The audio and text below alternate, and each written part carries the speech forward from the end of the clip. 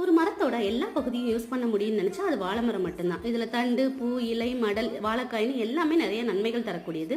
அப்படிப்பட்ட வாழை மரத்தோட தண்டை வச்சு ஒரு சூப் ரெசிபி தான் பார்க்க போறோம். வாங்க என்னோட ஸ்டைல்ல செய்யலாம்.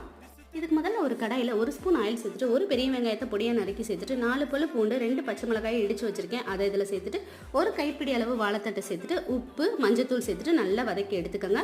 இதில் 1/4 ஸ்பூன் அளவுக்கு ஜீரகத்தூள், 1/4 ஸ்பூன் அளவுக்கு கரம் மசாலா சேர்த்துட்டு தண்ணி விட்டு நல்லா வேக வச்சு எடுத்துக்கலாம். இந்த அளவுக்கு நல்லா வெந்தா போதும். இப்போ இதை 3/4 வாசி வாழைத்தண்டை மட்டும் ஒரு ஃபில்டரில் எடுத்து நல்லா ஆற வச்சு மிக்சியில் அரைச்சி அதே ஃபில்டரில் ஜூஸை மட்டும் நல்லா ஃபில்டர் பண்ணி எடுத்துக்கலாம். நாரெல்லாம் தனியாக வந்துடும். 1 நிமிஷம் கொதிக்க வச்சு மலை சாரல் மாதிரி மல்லி இலையும் 1 ஸ்பூன் மிளகுத்தூளும் சேர்த்து சுட சுட சர்வ் பண்ணால் சூப்பரான டேஸ்ட்டில் ஒரு வாழைத்தண்டு சூப் ரெடி ஆயிடுச்சு. நீங்களும் இதை கண்டிப்பாக ட்ரை பண்ணி பாருங்கள். இந்த வீடியோ உங்களுக்கு பிடிச்சிருந்துச்சுன்னா கண்டிப்பாக லைக் பண்ணுங்கள், ஷேர் பண்ணுங்கள், மறக்காமல் சப்ஸ்கிரைப் பண்ணிக்கோங்க.